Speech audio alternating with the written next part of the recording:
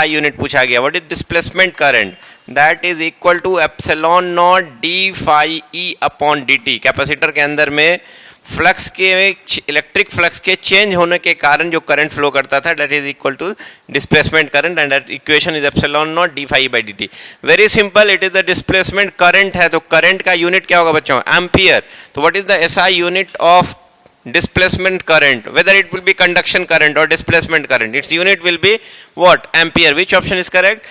Option number second is the correct answer for this question, है ना, A for ampere is the correct answer for this question.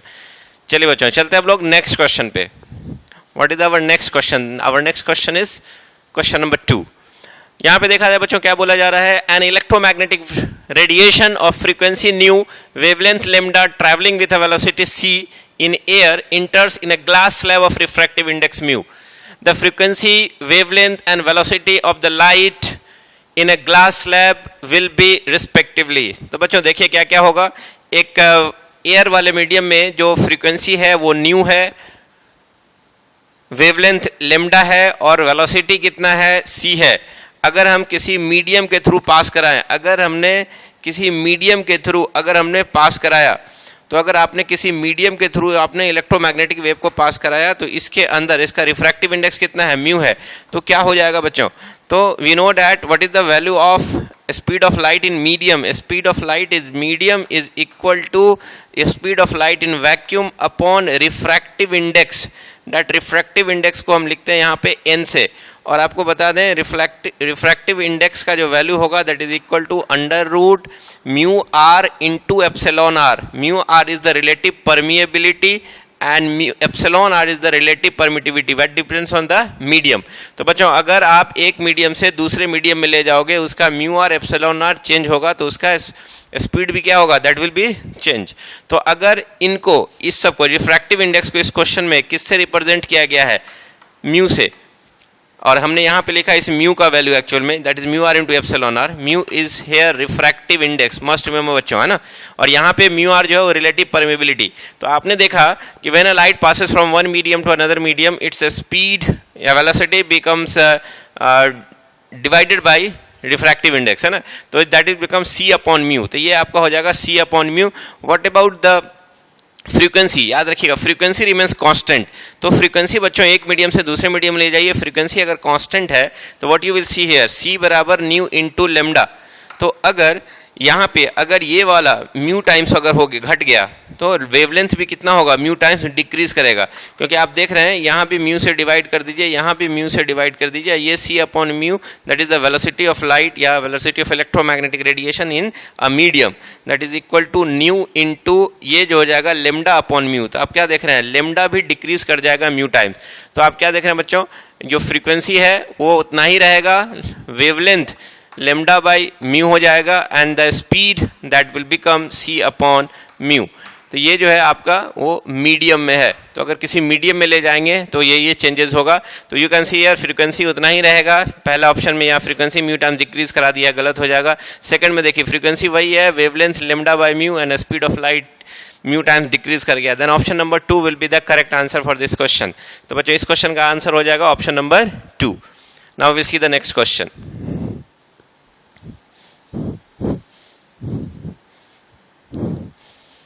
चलिए बच्चों, now will see the question number 3rd। Our question number 3rd is the speed of electromagnetic wave is independent of। Speed किस बात से independent होगा? तो बच्चों देख लीजिए, अगर हम लिखते हैं v बराबर न्यू इंटू लेमडा, है ना, तो अगर आप लेमडा को चेंज कीजिए या लाइट का फ्रीक्वेंसी चेंज कर दिए हैं, अलग फ्रीक्वेंसी का लाइट चेंज कर दे रहे हैं या इलेक्ट्रोमैग्नेटिक ले रहे हैं, तो उसका वेलोसिटी भी क्या होगा, अलग होगा। It means velocity depends on the here wavelength as well as frequency. तो वेवलेंथ पे भी डिपेंड करेगा, फ्रीक्वेंसी पे भी डिपेंड करेगा। मीडियम, तो बच्चों मीडियम पे तो डिपेंड करेगा ही। अगर स्पीड ऑफ लाइट में है वैक्यूम में, ये अगर मीडियम में ले जाएंगे तो म्यू से डिवाइड कर दीजिए, this is the speed of light in medium. तो मीडियम चेंज करेंगे तो वो चेंज हो जाएगा, इस पे भी डिपेंड करता है। इंटेंसिटी आपसे पूछा गया independent of intensity, because intensity is proportional to the square of amplitude. Intensity depends on the amplitude. तो बच्चों याद रखिएगा यहाँ पे कि यहाँ पे पूछा गया the speed of electromagnetic wave is independent of, तो intensity that depends on the amplitude. बाकी सब देखेंगे वेवलेंथ और फ्रीक्वेंसी या मीडियम, ये सब म्यू से रिलेटेड है, मतलब म्यू का इफेक्ट, मीडियम का इफेक्ट उस पर पड़ता है। तो आपसे पूछा गया इंडिपेंडेंट क्या होगा, then option number 3 is the correct answer, is correct answer of this question. Now we'll see the next question. Now question number 4 देखा जाए बच्चों, क्वेश्चन नंबर 4 में क्या बोला जा रहा है, red light differs from blue light in its. तो बच्चों रेड लाइट ब्लू लाइट से क्यों डिफरेंट है, तो आपको पता है कि रेड लाइट और ब्लू लाइट का फ्रीक्वेंसी अलग अलग होता है। You know the formula of different visible spectrum, you know the visible spectrum, not formula, VIBGYOR, है ना। अगर हम वेवलेंथ की बात करें तो दैट इज 3800 एंगस्ट्रम से लेकर के कहाँ तक, दैट इज 7800 एंगस्ट्रम, है ना बच्चों। ये वैक्यूम में अगर हम बात करें तो ये तो आपका इसका वेवलेंथ हो गया, वेवलेंथ वायलेट का, and this is the wavelength of red light. When you convert it by the equation c बराबर nu into lambda, then frequency बराबर c बाई लेमडा। तो आप क्या देख रहे हो, स्पीड ऑफ लाइट तो सेम होगा, ये तो सेम होगा सबके लिए, लेकिन वेवलेंथ क्या है, ये डिफर कर रहा है। तो अगर वेवलेंथ डिफर कर रहा है बच्चों, तो फ्रीक्वेंसी भी क्या होगा, डिफर होगा यहाँ पे। तो यहाँ पे जो आपसे पूछा गया रेड लाइट ब्लू लाइट से क्यों डिफर कर रहा है, तो स्पीड में नहीं बच्चों, किस पे डिफर कर रहा है, due to the frequency, frequency पे डिपेंड कर रहा है, फ्रीक्वेंसी अलग अलग होगा, है ना। तो आप देखेंगे यहाँ पे इसका वेवलेंथ कम है, ब्लू लाइट का वेवलेंथ कम होगा देन कंपेयर टू रेड, तो ब्लू लाइट का फ्रीक्वेंसी ज़्यादा होगा, frequency of blue light will be greater than the frequency of red light, है ना। तो आप ऐसा भी बोल सकते हैं, इंटेंसिटी एम्पलीट्यूड से रिलेटेड है, एम्पलीट्यूड भी चेंज नहीं करेगा। Then option number 2 is the correct answer for this question. तो बच्चों अब हम लोग चलते हैं नेक्स्ट क्वेश्चन पे। Our next question is question number 5। आइए अब चलते हैं हम लोग नेक्स्ट क्वेश्चन। तो बच्चों यहाँ पे देखा जाए क्या कह रहा है question number 5, if an electromagnetic wave is propagating through a vacuum is described by, यहाँ पे देखेंगे electric field is varying like this, E बराबर E naught sine kx minus omega into t, and the magnetic field B is varying like B बराबर B naught sine bracket में kx minus omega into t. आपसे पूछा क्या गया कि अगर electric field और मैग्नेटिक फील्ड ऐसे वेरी कर रहा है तो E नॉट जो है peak value of electric field या पीक या amplitude of electric field and amplitude of magnetic field कैसे रिलेटेड होगा। तो बच्चों we know that what is the relation between E naught and B naught, that is E naught is equal to C times of B naught, है ना, then C बराबर velocity of electromagnetic wave, है ना, that is equal to E naught upon B naught, और यहाँ से जो speed होगा wave velocity that is omega upon के, है ना, और V के जगह पे क्या लिखेंगे, that is E naught upon B naught wave velocity. Then cross multiplication कीजिए, E नॉट इंटू के बराबर क्या हो जाएगा, omega into B naught. This is the relation between the amplitude of electric field and amplitude of magnetic field. You can see which option is correct. तो आप अपने first option में देखिए E naught के बराबर B naught omega, option number first is the correct answer for this question. You can note it down. Now see dear student, this is our question number 6, which of the following is independent of wavelength. तो बच्चों आपको पता है के बराबर होता है 2 pi upon lambda, lambda पे तो डिपेंड करेगा, ओमेगा बराबर 2 पाई न्यू, और आपको पता है बच्चों कि सी बराबर न्यू इंटू लेमडा, तो यहाँ पे लेमडा के टर्म में हम इसको कन्वर्ट कर सकते हैं, मतलब डिपेंड करेगा, फ्रीक्वेंसी है तो वहाँ पे डिपेंड करेगा। यहाँ पे देखेंगे ओमेगा इंटू के, ओमेगा हो गया 2 पाई न्यू और के हो गया 2 पाई अपॉन लेमडा, तो यहाँ पे लेमडा पे डिपेंड करेगा। और यहाँ देखेंगे के अपॉन ओमेगा, के जगह पे लिखेंगे बच्चों 2 पाई अपॉन लेमडा, और इसके जगह पे लिखेंगे बच्चों दैट इज 2 पाई न्यू। तो 2 पाई से 2 पाई कट जाएगा, what you will see here 1 upon lambda into new, and 1 upon lambda into new is what, speed of light, that is independent, यहाँ वेवलेंथ पे डिपेंड नहीं करेगा, छोटा हो चाहे बड़े वेवलेंथ हो, इलेक्ट्रोमैग्नेटिक वेव है उसका स्पीड क्या होगा बच्चों, सेम होगा। तो which of the following is independent of wavelength, देख सकते हैं option number 4 is the correct answer for this question. You can note it down.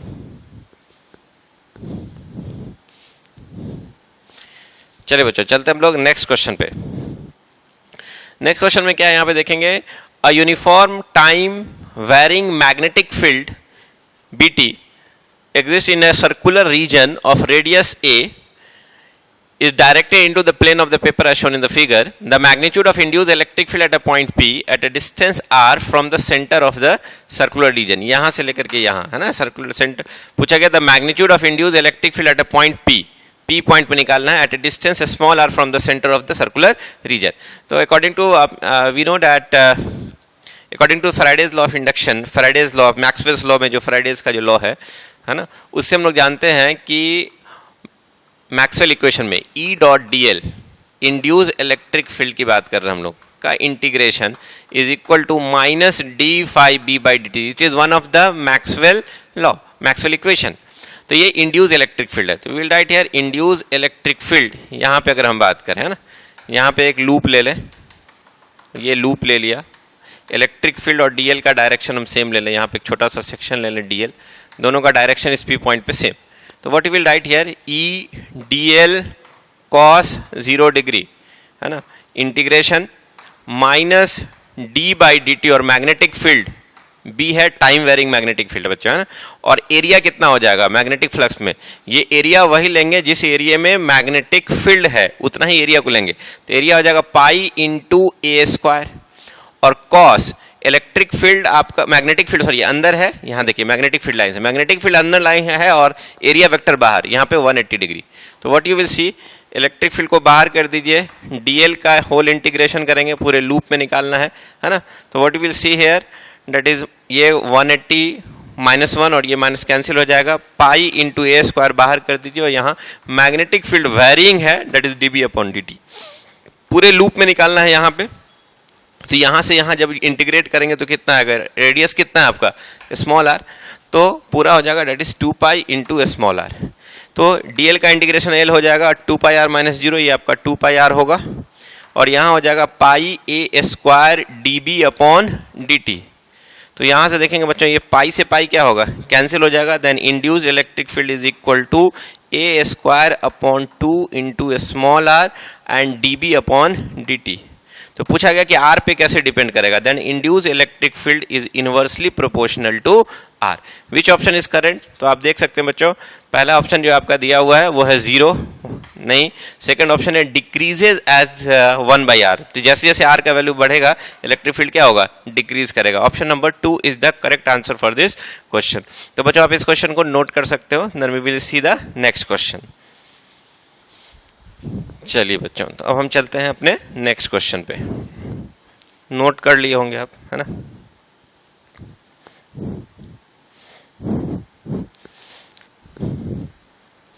चलिए बच्चों आते हैं हम लोग क्वेश्चन नंबर 8 पे. Now see question number 8. An electric charge in a uniform motion produces. तो बच्चों देख लीजिए अगर कोई इलेक्ट्रिक चार्ज है और अगर रेस्ट में है it produces electric field. If the charge is in motion, तो मोशन दो तरह का होगा, uniform motion and non uniform motion. तो अगर ये यूनिफॉर्म मोशन है इट प्रोड्यूसेस मैग्नेटिक फील्ड, और नॉन यूनिफॉर्म मोशन है then it produces electric field, magnetic field as well as electromagnetic radiation है ना. Accelerating charge produce electromagnetic radiation. फिर से सुन लीजिए चार्ज रेस्ट में it produce electric field, charge motion में है, मोशन दो तरह का यूनिफॉर्म है non uniform. Uniform motion non accelerated motion it produces electric field as well as magnetic field. But it is non uniform motion, accelerating motion है then it produces electric field, magnetic field and radiates energy in the form of electromagnetic radiation. तो बच्चे इस question में पूछा गया कि electric charge in uniform motion produces. तो uniform motion में तो क्या प्रोड्यूस करेगा, तो you know that electric field as well as magnetic field. तो आप देख लीजिए पहले में इलेक्ट्रिक फील्ड ओनली, दूसरे में मैग्नेटिक फील्ड ओनली और तीसरे में है both electric and magnetic field. That is the correct answer. तो option number 3 is the correct answer for this question. You can note it down. आइए बच्चों अब हम लोग चलते हैं नेक्स्ट क्वेश्चन पे, दैट इज क्वेश्चन नंबर 9. तो आपका देखा जाए क्वेश्चन नंबर 9 क्या है यहाँ पे. विच of the following radiation form the part of electromagnetic spectrum. इसमें से कौन सा इलेक्ट्रोमैग्नेटिक स्पेक्ट्रम का पार्ट है. तो बच्चों आपको याद रहना चाहिए gamma ray, X ray, UV ray, visible ray है ना, infrared, far infrared, microwave and radio wave. These are the electromagnetic wave. तो यहाँ पे अल्फा रे है that is the helium particle, तो ये आपका इलेक्ट्रोमैग्नेटिक रेडिएशन नहीं है. Beta ray is fast moving electron या पॉजिट्रॉन है ना. इलेक्ट्रॉन या positron. Positron is the anti particle of electron. Cathode ray ये भी बीम्स ऑफ इलेक्ट्रॉन है, नेगेटिव चार्जेस है। And gamma is the electromagnetic radiation. तो इलेक्ट्रोमैग्नेटिक स्पेक्ट्रम में क्या आता है, गामा आता है बच्चों। सबसे कम इसका वेवलेंथ होगा, मतलब बहुत ही ज़्यादा एनर्जेटिक रेडिएशन में ये आप कंसीडर कर सकते हैं गामा को, है ना। तो आप क्या देखेंगे, नेक्स्ट चलते हैं हम लोग क्वेश्चन नंबर 10 पे। इसका आंसर हो गया question number 4, sorry option number 4। आइए नेक्स्ट क्वेश्चन नंबर 9 हो गया, 10 पे आते हैं। तो क्वेश्चन नंबर 10 में देखा जाए बच्चों क्या बोला जा रहा है यहाँ पे, the oscillating electric and magnetic field vector of electromagnetic waves are oriented. बच्चों जब कोई चार्ज एक्सेलरेट करेगा it produces electric field as well as magnetic field and also radiates energy in the form of electromagnetic radiation. Properties में पढ़ा आपने, electric field, magnetic field and velocity of propagation are mutually perpendicular to each other. Second point, electric field and magnetic field are in same phase. तो बच्चों अगर कोई electromagnetic wave का अगर figure बनाएंगे that will look like that, X axis, Y axis and Z axis.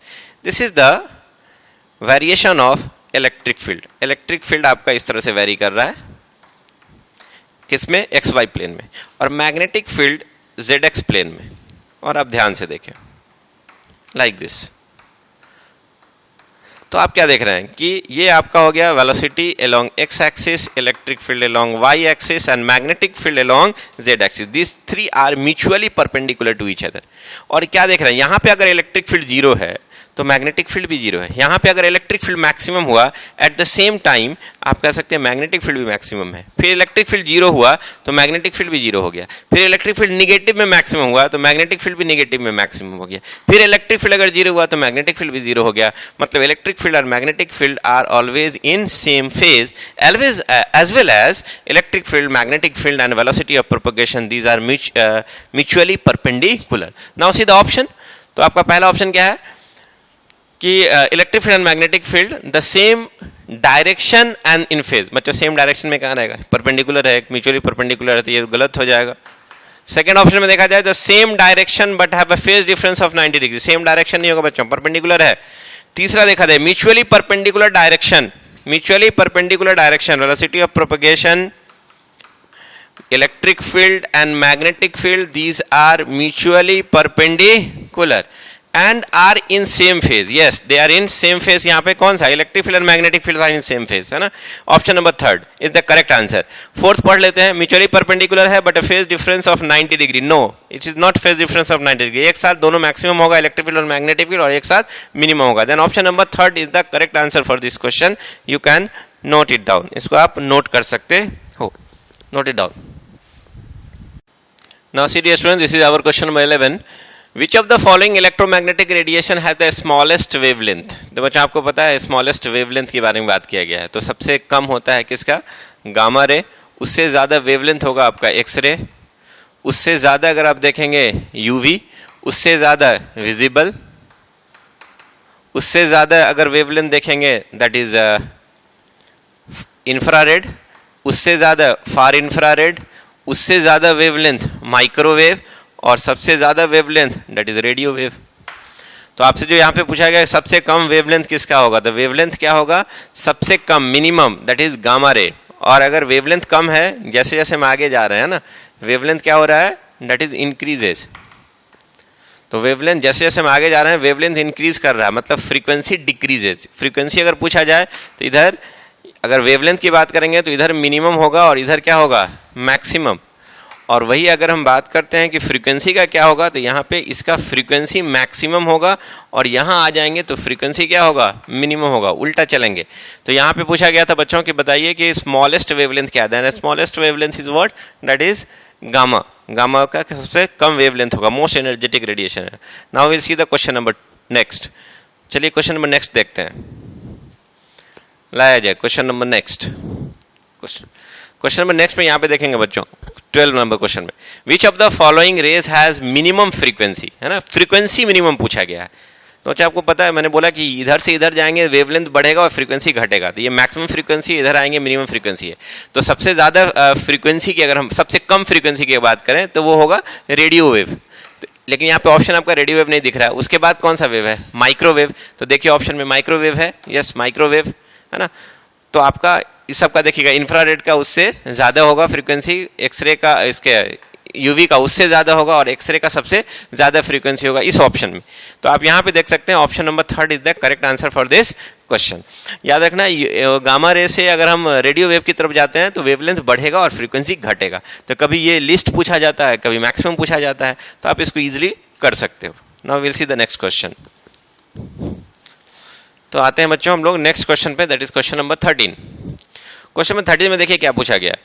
N accelerated electron would produce, कोई electron क्या बच्चों, चार्ज पार्टिकल अगर एक्सेलरेट कर रहा है, it produces what, electric field, magnetic field as well as it radiates energy in the form of electromagnetic wave.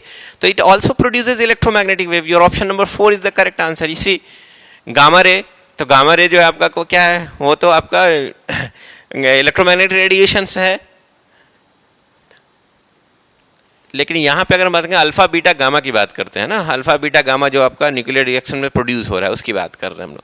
यहाँ पे अगर हम बात कर रहे हैं ये जो गामा रे होगा, ये गामा रे कब प्रोड्यूस होता है बच्चों, मॉडर्न फिजिक्स में देखेंगे। Whenever there is alpha decay और beta decay takes place, alpha decay beta decay अगर होगा उसके बाद उसके अंदर प्रोड्यूस होता है गामा रे, बीटा डीके के बाद, है ना, तो अनस्टेबल न्यूक्लियस को तोड़ने से। लेकिन आप कह रहे हैं कि इलेक्ट्रॉन के प्रोड्यूस हो रहा है, क्या प्रोड्यूस करेगा, तो इलेक्ट्रॉन क्या प्रोड्यूस करेगा, इलेक्ट्रॉन एक charge particle, it produces electromagnetic radiation, EM rays. Beta जो आपका क्या है वो तो ऑलरेडी इलेक्ट्रॉन ही है ना, या पॉजिट्रॉन होगा। अल्फा आपका क्या है, हीलियम न्यूक्लियाई है। तो इलेक्ट्रॉन क्या प्रोड्यूस करेगा, तो इलेक्ट्रॉन एक चार्ज पार्टिकल है, अगर ये एक्सेलरेट करेगा it produces electromagnetic radiation.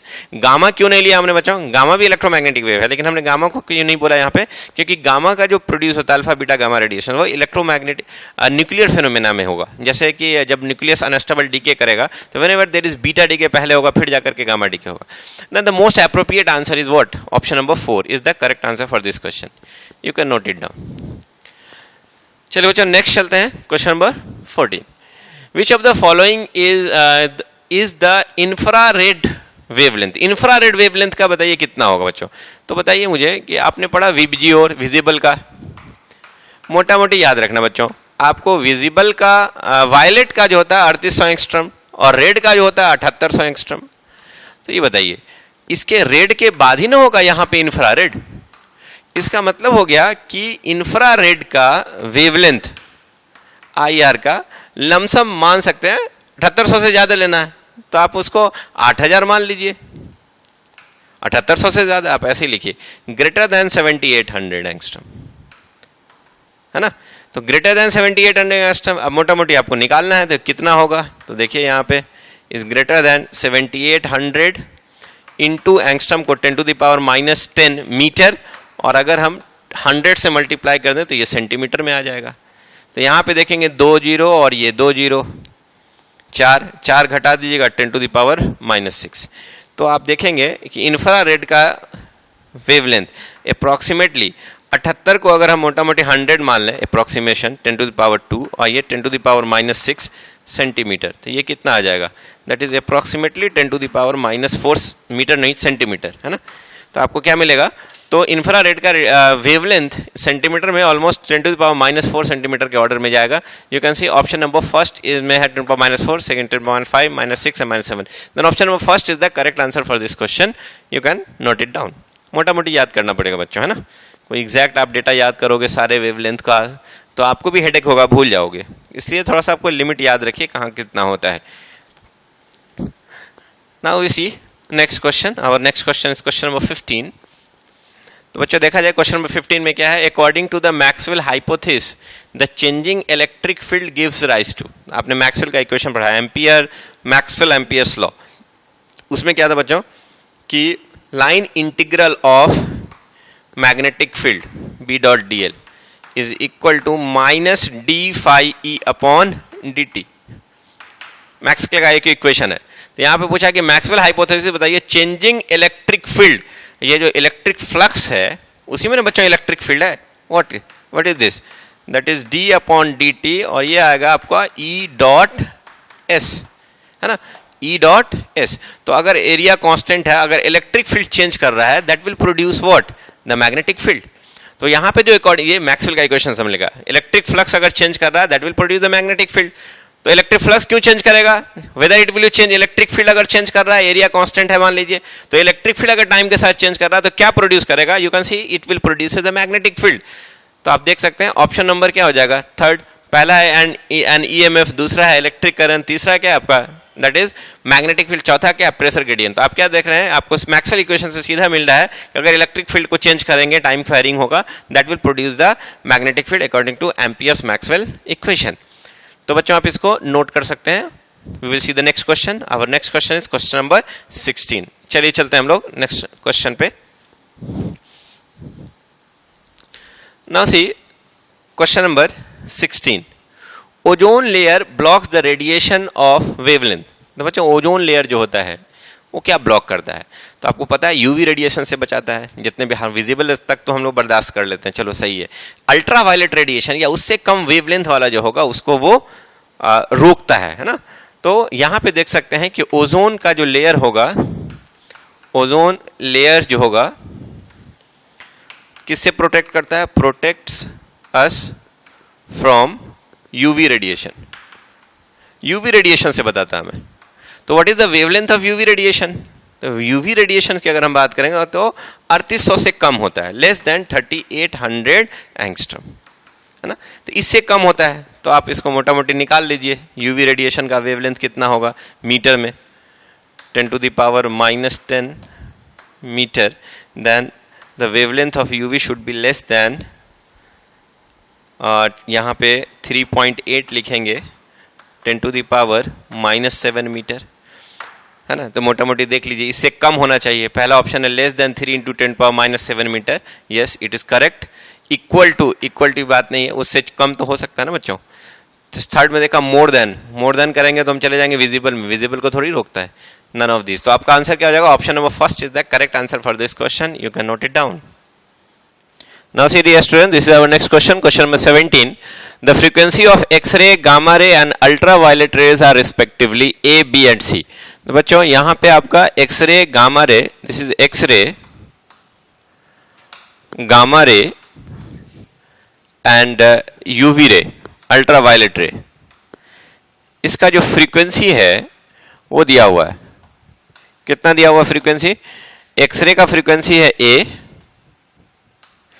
Gamma ray का फ्रीक्वेंसी लेना है बी और यूवी रेडिएशन का फ्रीक्वेंसी सी है। तो इन दोनों में क्या रिलेशन होगा? तो बच्चों we know that in the electromagnetic spectrum gamma ray का वेवलेंथ सबसे कम होता है। वेवलेंथ की अगर हम बात करें, वेवलेंथ की बात करें, उससे ज्यादा वेवलेंथ होता है एक्सरे का और उससे ज्यादा वेव होता है यूवी रे का। तो वेवलेंथ जाएंगे तो ये इंक्रीजिंग है, बट इधर जाएंगे तो फ्रीक्वेंसी जो होगा वो डिक्रीजिंग ऑर्डर में होगा और वेवलेंथ क्या होगा? इंक्रीजिंग ऑर्डर में होगा।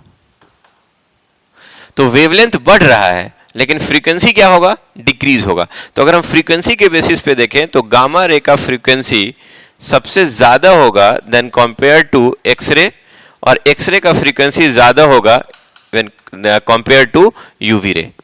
तो बच्चों यहाँ पे जो आपका है ये गामा रे का फ्रीक्वेंसी वो देखिए B है एंड एक्सरे का फ्रीक्वेंसी जो है बच्चों वो A है एंड UV का फ्रीक्वेंसी जो क्वेश्चन में दिया वो C है। तो आप क्या देख रहे हैं यहाँ पे बच्चों कि ये जो है B जो है that is greater than A as well as this B is also greater than C, then which option is correct? तो आप देख लीजिए पहला ऑप्शन में यहाँ पे A is less than B, मतलब B is greater than A, सही बात है। B is greater than C, B is greater than C, B is also greater than A, option number first correct हो जाएगा, है ना। यहाँ पे A is greater than B कर दिया जो कि गलत हो जाएगा। एक्सरे का फ्रीक्वेंसी गामा रे से कम होता है, यहाँ ज्यादा दिया है, ये गलत हो जाएगा, ये भी गलत हो जाएगा। और यहाँ पे तो ये ठीक है लेकिन दिया है कि C का फ्रीक्वेंसी B से ज्यादा है जबकि कम है। Then option number first is the correct answer for this question. You can note it down. Now see dear student, this is question number 18. When a light travels from air to water, which of the following parameter does not changes? तो बच्चों यहाँ पे जब light एक medium से दूसरे medium में जाता है तो क्या चेंज नहीं करता है? बच्चों आपको पता है C बराबर न्यू इंटू लेमडा, है ना। और मीडियम में जाएंगे तो v बराबर न्यू इंटू लेमडा भी लिख सकते हैं। वेलोसिटी जो होगा लेमडा जो होता है वो किसी मीडियम में जाएंगे तो लेमडा जो होता है चेंज करके लेमडा बाई म्यू हो जाता है ना, जितना रिफ्रैक्टिव इंडेक्स हो जाएगा, है ना। तो यहाँ पे देखेंगे वेलोसिटी की भी अगर हम बात करेंगे तो ये जो है c चेंज करके हो जाता है c अपॉन म्यू, जिसको हम कहते हैं v। ये मीडियम में, ये भी कहाँ है, मीडियम में। तो आप क्या देख रहे हैं बच्चों, मीडियम का लेमडा है। तो हम एक मीडियम से दूसरे मीडियम में जाते हैं तो lambda decreases by mu times, mu is the refractive index, speed of light decreases by c times, but frequency remains constant. ये जो फ्रीक्वेंसी रहता है वो कांस्टेंट होता है। तो आप क्या लिखेंगे, पूछा गया which of the parameter does not changes, तो वेवलेंथ चेंज होगा, वेलोसिटी चेंज होगा, फ्रीक्वेंसी चेंज नहीं करता है। Option number 2 is the correct answer for this question.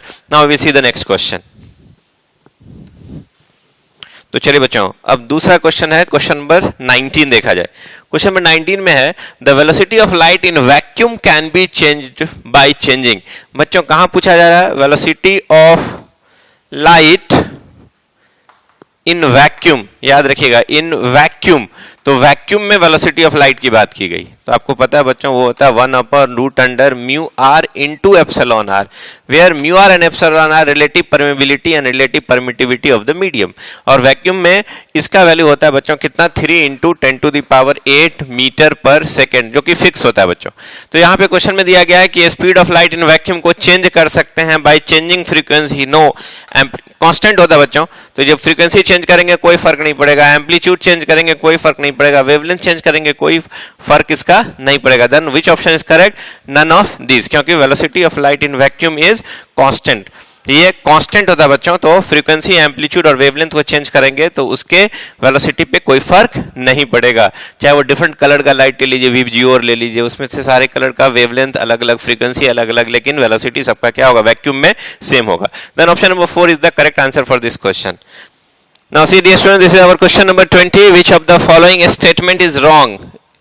Ultraviolet rays have a wavelength longer than the infrared rays. तो बच्चों यहाँ से पूछा गया है कि कौन सा स्टेटमेंट रॉन्ग है, ध्यान देना आपको। तो बच्चों अगर आपसे हम बात करें कि व्हाट इज द वेवलेंथ, तो वेवलेंथ की अगर हम बात करें तो गामा रे का वेवलेंथ सबसे कम होता है, उसके बाद उससे ज़्यादा वेवलेंथ होगा एक्स रे का, उससे ज़्यादा वेवलेंथ होगा अल्ट्रावायलेट का, उससे ज़्यादा वेवलेंथ होगा विजिबल का, एंड उससे ज़्यादा वेवलेंथ होगा इंफ्रारेड का, उससे ज़्यादा माइक्रोवेव का, और उस सबसे ज़्यादा किसका होगा, that is radio wave.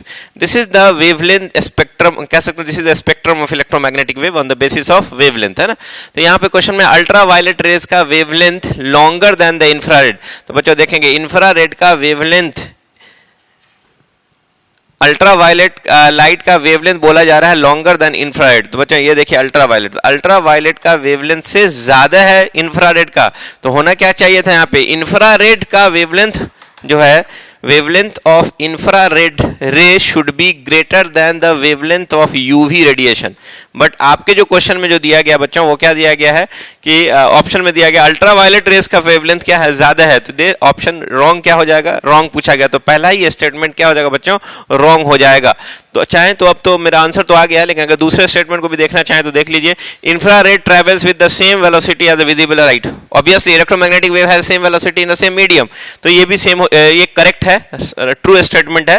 Third में आ जाइए, infrared can be focused by the lens and can be reflected by the mirror just as a visible light. Yes, obviously electromagnetic wave को आप reflect करा सकते हैं the same way, क्योंकि दोनों electromagnetic wave है। And the fourth क्या है, infrared rays have a more heating power than visible light. Obviously बच्चों, क्योंकि इसका wavelength, इसके अगर इंफ्रारेड का जो वो हीटिंग इफेक्ट ज्यादा होता है, तो हीटिंग इफेक्ट जो ज्यादा देने का जो यहाँ पे बात करेंगे क्या भी infrared rays more heating power than the visible light. Obviously इसीलिए हम लोग इंफ्रारेड को क्या कहते हैं, हीट वेव कहते हैं। एक्चुअली होता क्या है कि when light falls on the earth surface, और वो एनर्जी को एब्जॉर्ब करता है and then that radiates energy, and that heat जो एनर्जी रेडिएट करता है वो उसका वेवलेंथ कम, एनर्जी कम, वेवलेंथ ज्यादा होता है, that is called infra radiation, और वो एटमॉस्फेरिक मॉलिक्यूल्स को क्या करता है, हीट कर देता है।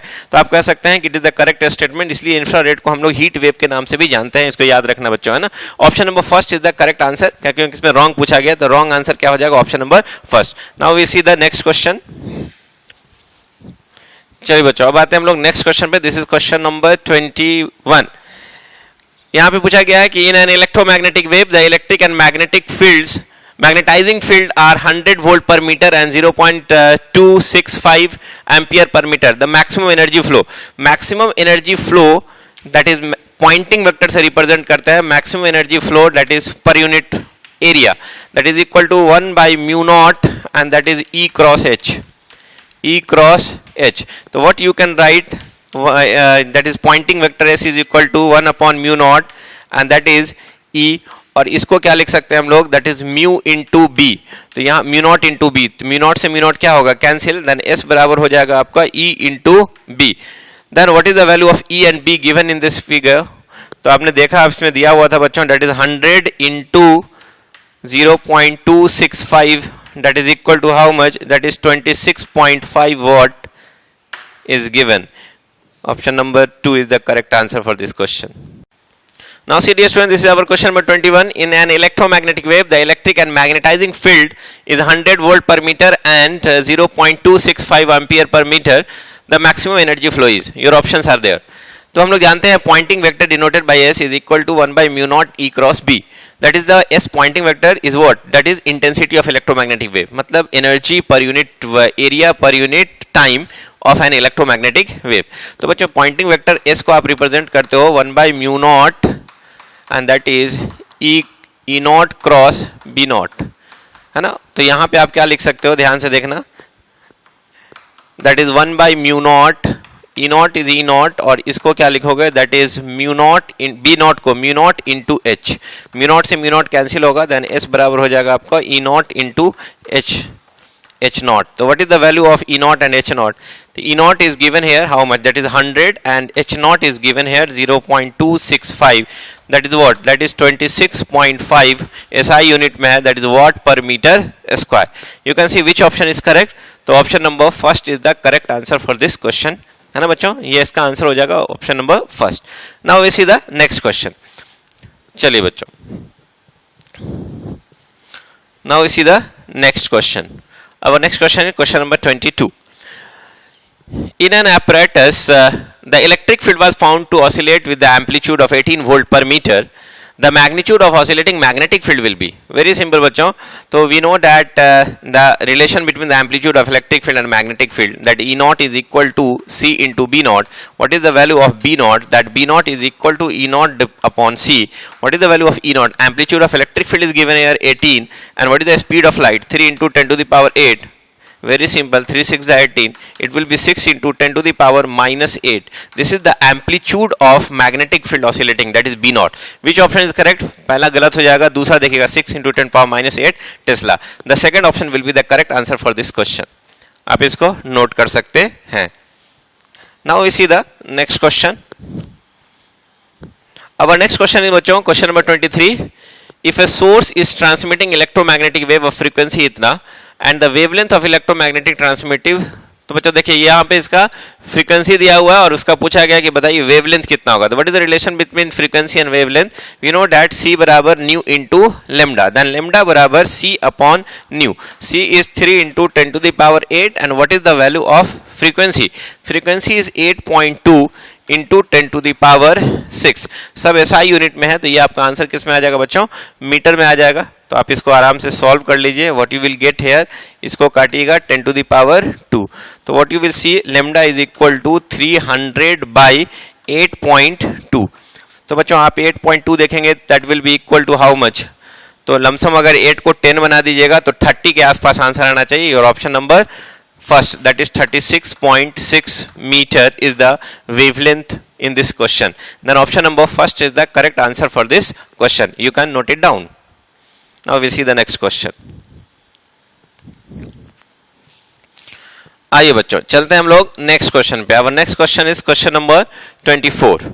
यहाँ पे देखेंगे बच्चों, there are 3 wavelength 10 to power 7 meter, 10 to power minus 10 meter, 10 to power minus 7 meter. Find the respective name. तो बच्चों आपको पता है कि 10 to power 7 मीटर ये बहुत हाई रेंज है, that is in the radio wave. तो ये आपका चला जाएगा किस में? रेडियो वेव में. ये आपको उससे देख लीजिएगा, चार्ट से याद भी रख सकते हैं. और ये 10 to power minus 10 metre angstrom के लेवल की बात किया, 1 एंगस्ट्रम के लेवल. तो हमने आपको बोला था 1 से 100 एंगस्ट्रम लगभग एक्सरे का होता है. तो बच्चों ये चला जाएगा आपको एक्सरे के ऑर्डर में. और 10⁻⁷ मीटर की अगर हम बात करें, जैसे आप देख लीजिए 4000 विबजियोर का रेंज अगर देखेंगे, है ना, विजिबल स्पेक्ट्रम का, तो विजिबल स्पेक्ट्रम का 4000 से लेकर के 8000 एंगस्ट्रम मोटा मोटी मान लीजिए, तो 4000 अगर आप मानोगे बच्चों तो क्या लिखोगे, इंटू एंगस्ट्रम को 10⁻⁻10 मीटर, तो ये आपका हो जाएगा 4 इंटू 10⁻⁷ मीटर। ऑर्डर देख लीजिए, 10⁻⁷ metre is the order of visible, तो ये आपका विजिबल हो जाएगा। तो आपसे पूछा गया कि बताइए कौन कौन सा होगा, तो आप देख सकते हैं कि पहला जो होगा 10⁻⁷ दैट इज रेडियो, दूसरा जो होगा एक्सरे और तीसरा visible. Option number first is the correct answer for this question, बाकी ऑप्शंस में नहीं आएंगे। तो बच्चों इस क्वेश्चन का आंसर हो जाएगा option number first. Now we see the next question.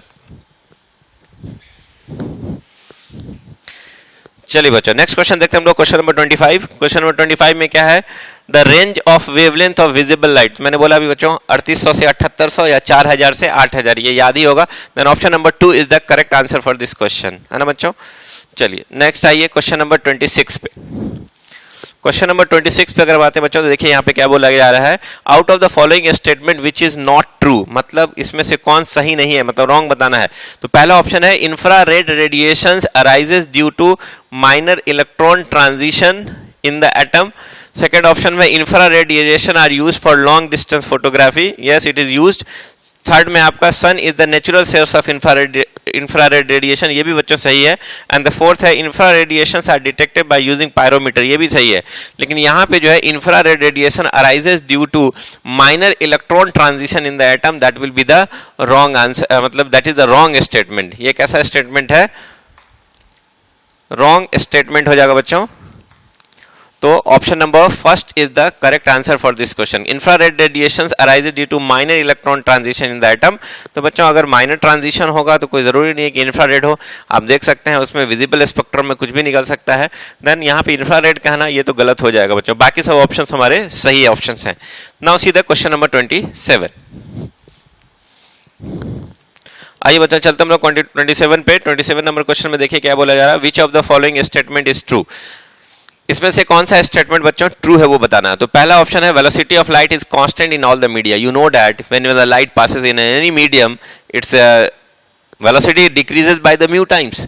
तो आपका ये ऑप्शन गलत हो जाएगा कि सारे मीडियम में ऐसा नहीं होगा बच्चों, जब मीडियम में जाएंगे तो c/μ हो जाएगा, velocity of light in any medium. Second में velocity of light in vacuum is maximum, velocity of light vacuum में मैक्सिमम होगा, यस क्योंकि म्यू का वैल्यू 1 होता है ना। आ जाइए नेक्स्ट में आएंगे, थर्ड में velocity of light is the same in all the reference frame. तो बच्चों यहाँ पे velocity of light is same in all the frame reference, ऐसी बात नहीं है ना। जब फ्रेम चेंज करेंगे तो आपका वेलोसिटी भी क्या होगा, चेंज होगा।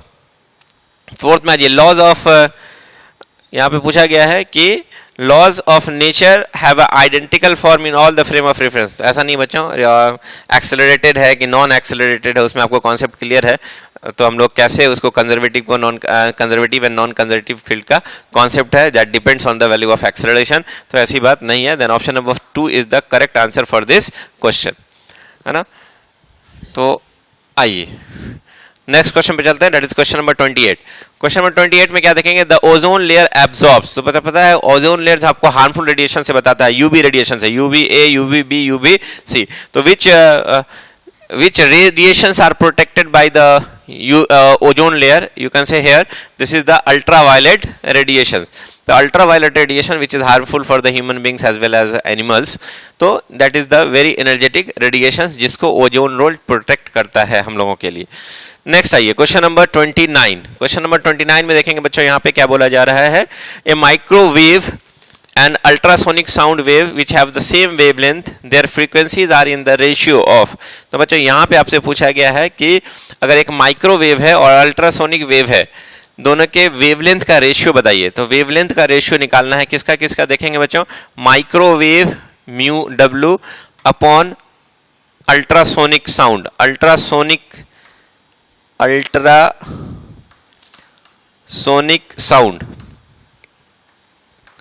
इन दोनों का अगर रेशियो देखेंगे बच्चों, जैसे माइक्रोवेव का अगर देखेंगे तो उसके जो वेलोसिटी का ऑर्डर हो जाएगा वो कितना हो जाएगा, यू कैन से the A microwave and ultrasonic wave have the same wavelength. इसका बच्चों वेवलेंथ सेम है, इसका रेशियो कितना है 1:1। आपसे पूछा गया देयर फ्रीक्वेंसीज रेशियो, इसके फ्रीक्वेंसी का रेशियो बताइए क्या होगा। तो बच्चों यू नो डैट सी बराबर होता है या वी बराबर न्यू इंटू लेमडा, चूंकि लेमडा सेम है then velocity is directly proportional to frequency, then frequency of microwave mu W लिख देते हैं upon velocity of ultrasonic wave, that is equal to the velocity of microwave upon velocity of ultrasonic sound या ultrasonic wave, ultrasonic sound wave है ना बच्चों, क्या देखिएगा ultrasonic sound wave, ultrasonic sound wave. तो वेलोसिटी देखेंगे, इलेक्ट्रोमैग्नेटिक वेव है microwave 10 to the power 3 into 10 power 8, और ये अल्ट्रासोनिक साउंड वेव है, आप कह सकते हैं 300 के आसपास ले लीजिए मोटा मोटी, 320 मतलब 300 मान लीजिए, ये कट जाएगा, ये ऊपर जाएगा 10 to the power 6:1। Then which option is correct? You can say option number first is the correct answer for this question. Now we see the next question. Our next question is question number 30।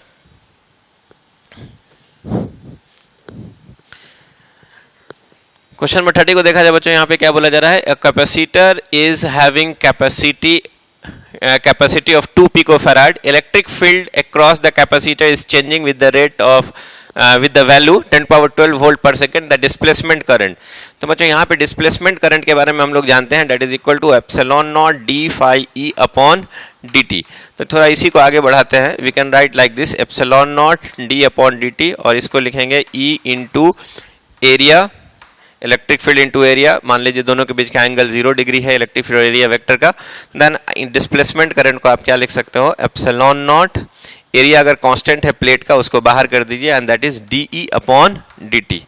और थोड़ा ध्यान से देखना बच्चों, अगर दोनों plate के बीच का सेपरेशन अगर डी है तो डी से ऊपर नीचे मल्टीप्लाई कर दें, तो यहाँ पे जो दो प्लेट्स हैं देखिएगा बच्चों, ये जो दो प्लेट्स हैं, इन दोनों प्लेट्स के बीच में जो इलेक्ट्रिक फील्ड है वो E है, और इन दोनों के बीच का सेपरेशन क्या बच्चों, D है। तो यहाँ पे पोटेंशियल डिफरेंस कितना होगा दोनों प्लेट के बीच का, that is E into D. तो आप यहाँ पे क्या लिख सकते हो, देखना ध्यान से, that is I d is equal to epsilon naught A, दोनों के बीच के ये वाला D को आप इधर ले आइए, और ये E into D is potential difference है ना पर यूनिट टाइम, आप ऐसे भी लिख सकते हैं ना।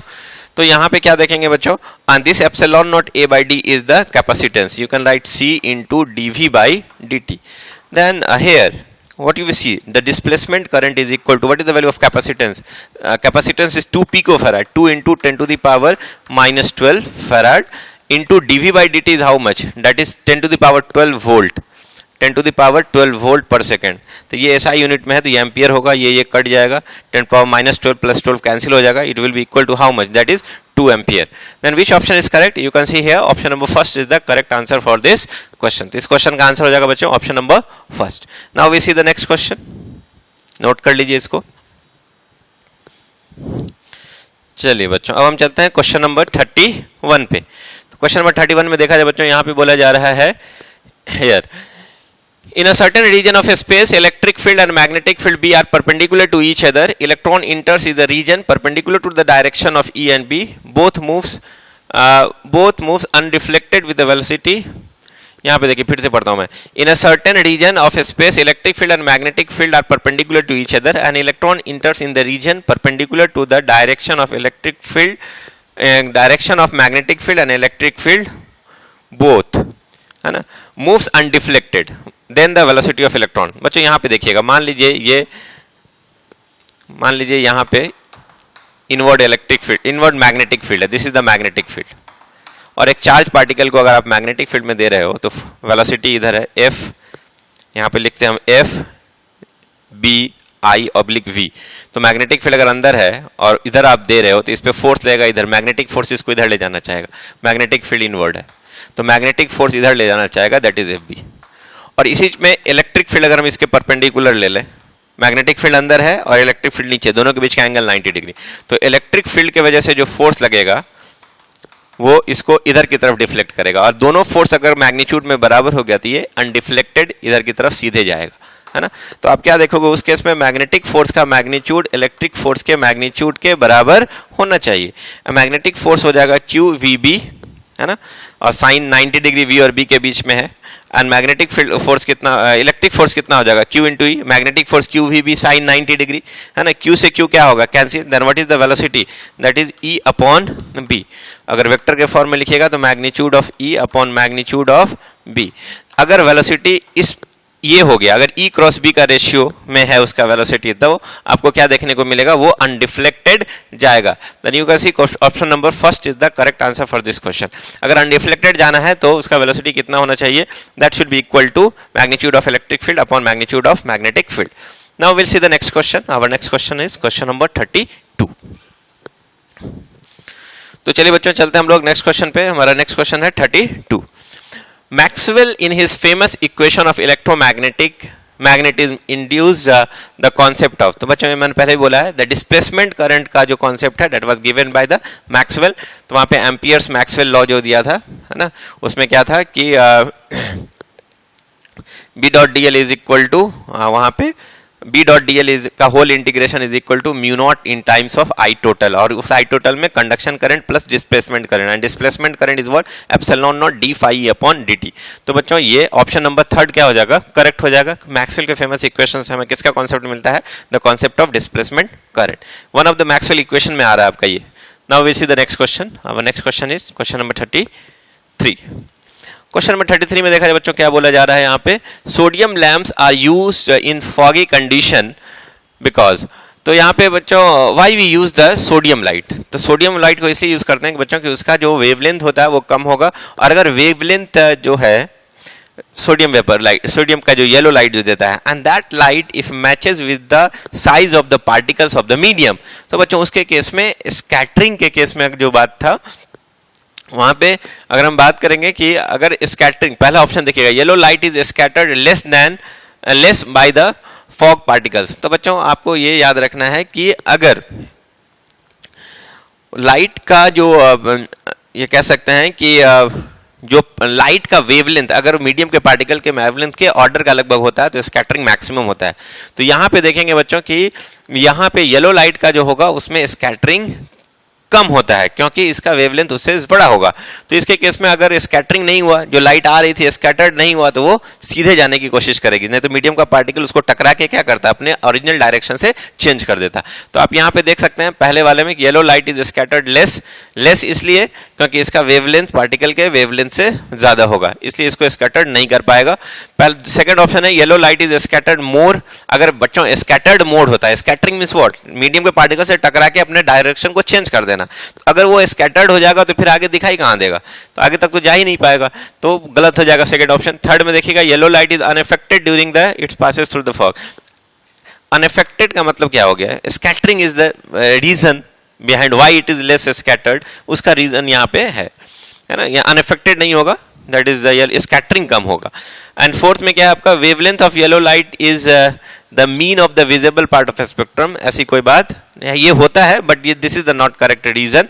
ये द रीजन क्या होगा, लेस स्कैटरिंग होगा तो मोर अपने डायरेक्शन से कम डाइवर्ट होगा, तो ज्यादा दूर तक जाएगा फॉग में भी, इसलिए option number 1 is the correct answer for this question, है ना बच्चों। Now we see the next question. Our next question is question number 34। Infrared radiation is detected by. तो बच्चों आपको पता होना चाहिए इंफ्रारेड रेडिएशंस को हम कैसे डिटेक्ट करते हैं। तो यहाँ पे आपको मैंने बता दिया आपको कि pyrometer is the device, pyrometer is the device which detect the infra radiations. तो which option is correct, you can see here option number 2 is the correct answer for this question. बाकी सब चीजें जो है वो इससे रिलेटेड नहीं है, आप देख सकते हैं। तो thank you very much for being a part of mentors Eduserv. Hope आपने एंजॉय किया होगा, आपको चीजें समझ में आई होगी।